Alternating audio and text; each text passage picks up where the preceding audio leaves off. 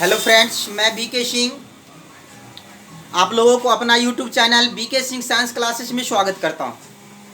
यदि आप लोग अब तक इस चैनल को सब्सक्राइब नहीं किए होंगे तो सब्सक्राइब कर ले और अगला वीडियो देखने के लिए बेल आइकन को दबाना ना भूलें। मैं आप लोगों को physics, chemistry, biology, matriculation, intermediate का तैयारी करवाऊंगा। और आज मैं लेके आया हूँ क्लास 10 के बायोलॉजी का सेकेंड चैप्टर रेस्पिरेशन। ये मैं पढ़ाऊंगा, यहाँ पर बोर्ड पर लिखा हुआ है, देख सकते हैं।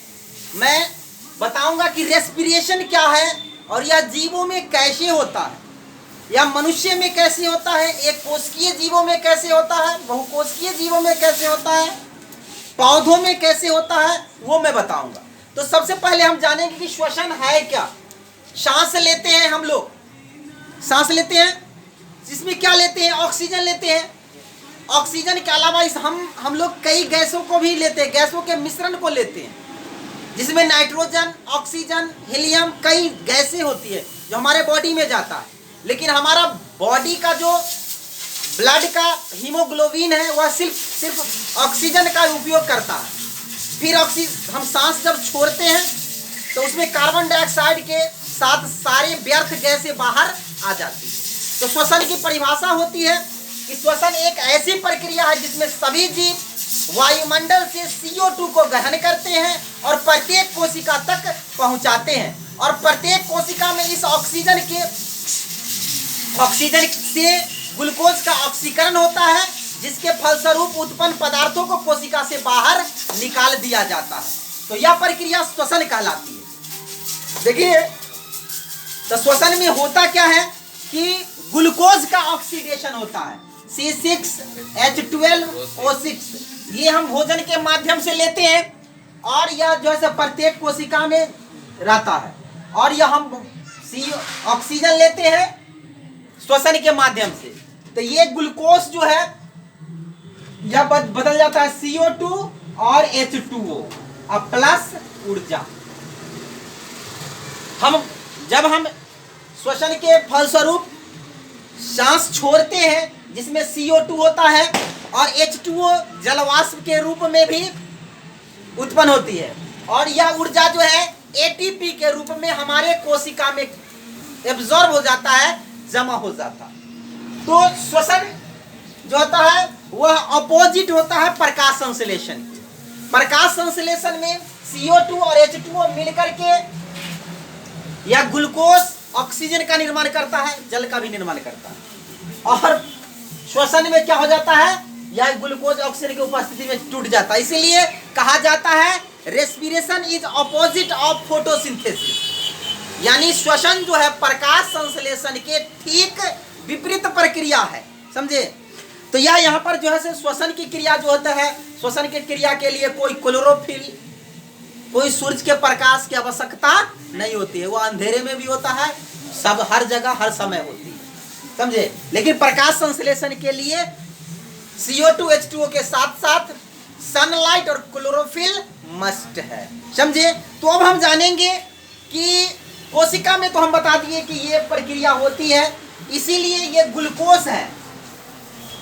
ग्लूकोज को कोशिकीय ईंधन कहा जाता है। जैसे हम लोग लकड़ी जलाते हैं तो ऊर्जा निकलती है, पेट्रोल डीजल जलाते हैं तो ऊर्जा निकलती है, गाड़ी चलती है ना, उसी प्रकार हमारे बॉडी में ये ऊर्जा देने का कार्य करता है, इसलिए इसको हम कोशिकीय ईंधन कहते हैं। यानी कोशिकीय ईंधन आप लोगों को ऑब्जेक्टिव में भी पूछेगा कि कोशिकीय ईंधन क्या है, तो कोशिकीय ईंधन ग्लूकोज को कहते हैं, समझे। चलिए, तो यही कोशिकीय ईंधन जब जलती है तो ऊर्जा निकलती है, यह ऊर्जा जो है क्या हो जाता है, जमा हो जाता है।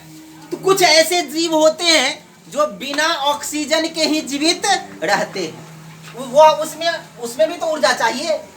जो जीव बिना ऑक्सीजन के जीवित रहते हैं उसको भी तो ऊर्जा चाहिए, लेकिन वह छोटे जीव है, एक कोशिकीय जीव है, उसको बहुत ही कम मात्रा में ऊर्जा चाहिए। हम लोग बड़े जीव है, गाय भैंस कुत्ता बिल्ली बड़े जीव है, इसीलिए उसको अधिक मात्रा में ऊर्जा चाहिए। अधिक काम करेगा तो अधिक ऊर्जा चाहिए, नहीं कार्य करने की क्षमता को ही तो ऊर्जा कहते हैं। हम जितना अधिक कार्य करेंगे क्या उतना ऊर्जा की जरूरी पड़ेगी। तो एक कोशिकीय जीव तो छोटा होता है, उसको थोड़ा ऊर्जा की आवश्यकता पड़ती है, इसलिए उसको ऑक्सीजन जो है उसको नहीं चाहिए। वह जो है वो ऑक्सीजन बिना ऑक्सीजन की उपस्थिति में तो ये बनता है, और अनुपस्थिति में ही जो है इथेनॉल बन जाता है, C2H5OH और CO2 प्लस ऊर्जा, लेकिन कम मात्रा में ऊर्जा निकलती है। उतना ही ऊर्जा में जो है एक कोशिकीय जीव जो है अपना काम कर लेता है। इसीलिए एक कोशिकीय जीवों में कम ऊर्जा की आवश्यकता पड़ती है, बिना ऑक्सीजन के वो जिंदा रह लेता है। लेकिन बहुकोशिकीय जीवों में अधिक ऊर्जा की आवश्यकता होती है, उसको बिना ये ऑक्सीजन के वह जो है चारा चलने वाला नहीं है। तो इस प्रकार के श्वसन की क्रिया में होता क्या है, तो ग्लूकोज का ऑक्सीकरण, यह भी इथेनॉल बना, यह भी ऑक्सीकरण प्रक्रिया है। CO2 और H2O बना, यह भी ऑक्सीकरण प्रक्रिया है। तो यहाँ पर देखिए ग्लूकोज का ऑक्सीकरण दो प्रकार से हो रही है ना, हो रही है ना। तो इस प्रकार के श्वसन को कहा जाता है वायवीय श्वसन, वायवीय श्वसन, समझे। और इस प्रकार के श्वसन को कहा जाता है अवायवीय श्वसन। इसीलिए कहा गया है कि श्वसन को दो वर्गों में बांटा गया है। श्वसन दो प्रकार के होते हैं, एक वायवीय श्वसन और एक अवायवीय श्वसन। हम वही अब आप लोगों को आगे बता रहे हैं। चलिए हम आप लोगों को बता रहे हैं कि श्वसन दो प्रकार के होते हैं। एक होते हैं वायवीय श्वसन, एरोबिक रेस्पिरेशन उसको हम अंग्रेजी में कहते हैं। दूसरा है अवायवीय श्वसन, एनएरोबिक रेस्पिरेशन, इसको अंग्रेजी में कहते हैं। तो वायवीय श्वसन क्या है मैं बता रहा हूं आप लोगों को। वायवीय श्वसन वह प्रक्रिया है जिसमें ग्लूकोज का ऑक्सीकरण ऑक्सीजन की उपस्थिति में होती है, समझे। तो ये ग्लूकोज है C6H12O6, ऑक्सीजन की उपस्थिति में या जैसे CO2 H2O और ऊर्जा उत्पन्न होती है। तो यह वायवीय श्वसन कहलाता है। वायवीय श्वसन से अधिक मात्रा में ऊर्जा उत्पन्न होती है, जो एटीपी के रूप में, एटीपी एडिनोसिन ट्राइफॉस्फेट के रूप में कोशिका में जमा हो जाता है। जब एटीपी टूटती है तो इससे उत्पन्न जो ऊर्जा होती है उसी ऊर्जा से कोशिका का संचालन होता है। वायवीय श्वसन बहुकोशिकीय जीवों में होने वाली प्रक्रिया, एक कोशिकीय जीवों में नहीं, समझ गए। चलिए अब हम जानेंगे कि अवायवीय श्वसन क्या है। वायवीय श्वसन समझ गए, या ऑक्सीजन की उपस्थिति में ग्लूकोज टूट गया है। तो अवायवीय श्वसन वह प्रक्रिया है जिसमें ग्लूकोज का ऑक्सीकरण ऑक्सीजन की अनुपस्थिति में होती है, समझे। इसमें कम मात्रा में ऊर्जा मुक्त होती है और यह एक कोशिकीय जीवों में संपन्न होता है। ये देखिए इस की कोशिका में ग्लूकोज का ऑक्सीकरण कहते हैं C6H12O6, ये ऑक्सीजन की अनुपस्थिति में यह जो है तो बदल जाता है C2H5OH, इसको इथेनॉल बोलते हैं। इथेनॉल प्लस CO2 प्लस ऊर्जा, ये बहुत ही कम मात्रा में ऊर्जा निकलती है। यानी दोनों प्रक्रिया में ग्लूकोज का ऑक्सीकरण ही होती है, वायवीय श्वसन में भी और अवायवीय श्वसन में।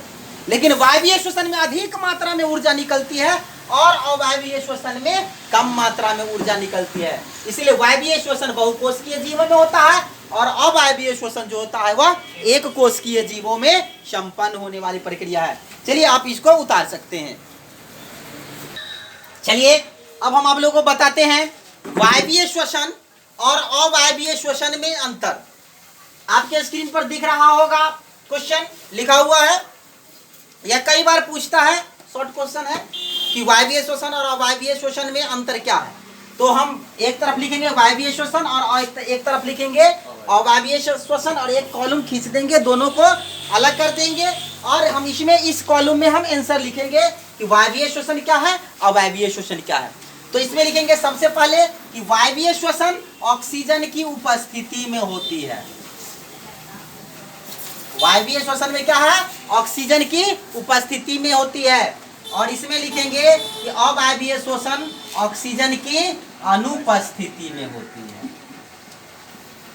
हो गया पहला कि वायवीय श्वसन ऑक्सीजन की उपस्थिति में, और अब अवायवीय श्वसन ऑक्सीजन की अनुपस्थिति में। चलिए दूसरा मात्रा में लिखेंगे, दूसरा लाइन में लिखेंगे कि वायवीय श्वसन में अधिक ऊर्जा मुक्त होता है। वायवीय श्वसन में अधिक ऊर्जा मुक्त होता है, अधिक ऊर्जा मुक्त होती है।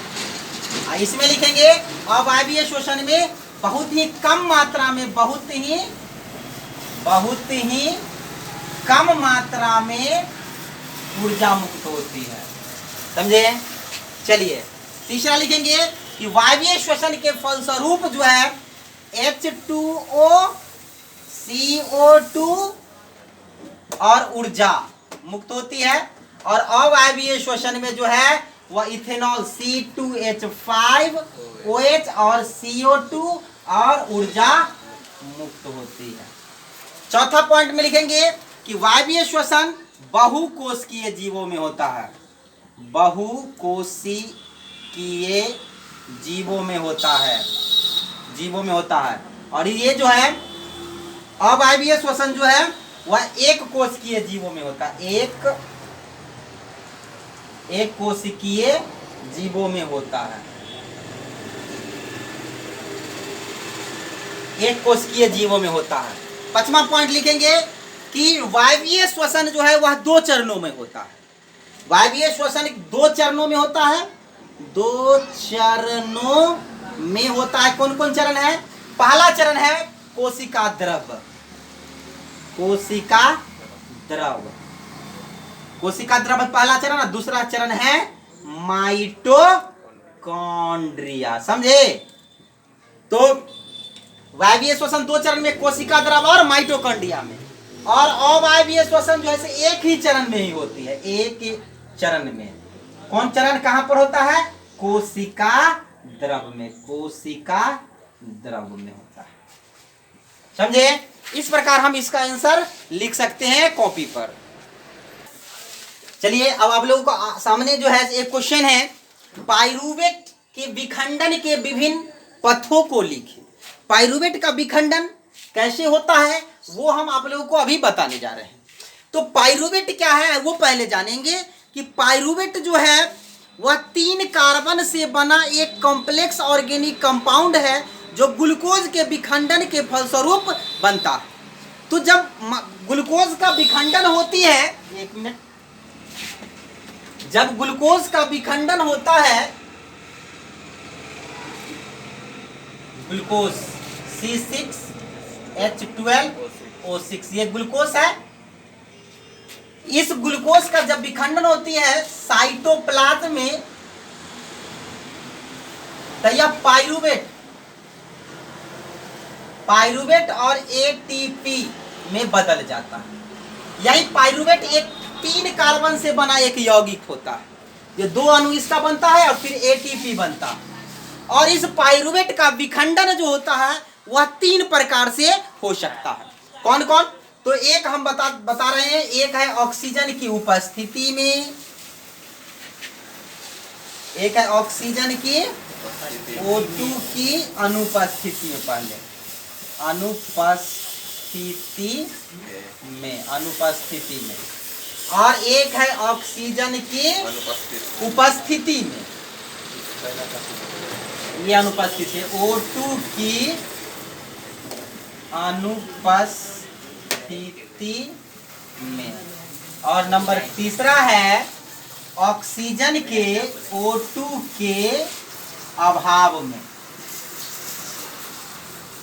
तो पहला में लिखेंगे ऑक्सीजन की उपस्थिति में लिखेंगे कि ऑक्सीजन की अनुपस्थिति में पाइरूवेट इथेनॉल और कार्बन डाइऑक्साइड में बदल जाता है। यह जो है वह इथेनॉल C2H5OH और CO2 और ऊर्जा यह में बदल जाता है। यह इथेनॉल इसको कहते हैं, इथेनॉल। यह जो है ईस्ट की कोशिका में होती है, ईस्ट की कोशिका में। चलिए दूसरा है ऑक्सीजन की उपस्थिति में, इसमें लिखेंगे कि ऑक्सीजन की ये उपस्थिति है ना, उपस्थिति है ना, उपस्थिति ऑक्सीजन की उपस्थिति में पाइरुवेट, ऑक्सीजन की उपस्थिति में पाइरुवेट जो है H2O और CO2 और ऊर्जा में बदल जाता है। यह जो है बहुकोशिकीय जीवों में होता है, बहुकोशिकीय जीवों में होता है। यह कार्बन डाइऑक्साइड और जल में बदल जाता है। और तीसरा है ऑक्सीजन के अभाव में, तो ऑक्सीजन के अभाव में पाइरुवेट जो है वह जो से लैक्टिक अम्ल में बदल जाता है, लैक्टिक अम्ल।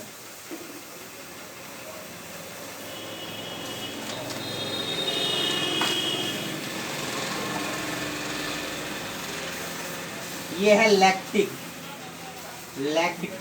एसिड, लैक्टिक अम्ल में बदल जाता है और मांसपेशी की कोशिका में जाकर के जमा हो जाता है, जिसके कारण जो है मांसपेशियां जो है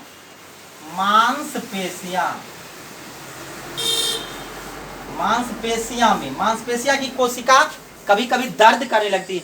कभी कभी हम ज्यादा दौड़ते हैं, ज्यादा वर्क करते हैं तो हमारा मांसपेशियां जो है सो क्या होने लगता है, दर्द करने लगता है, क्रैम्प करने लगता है।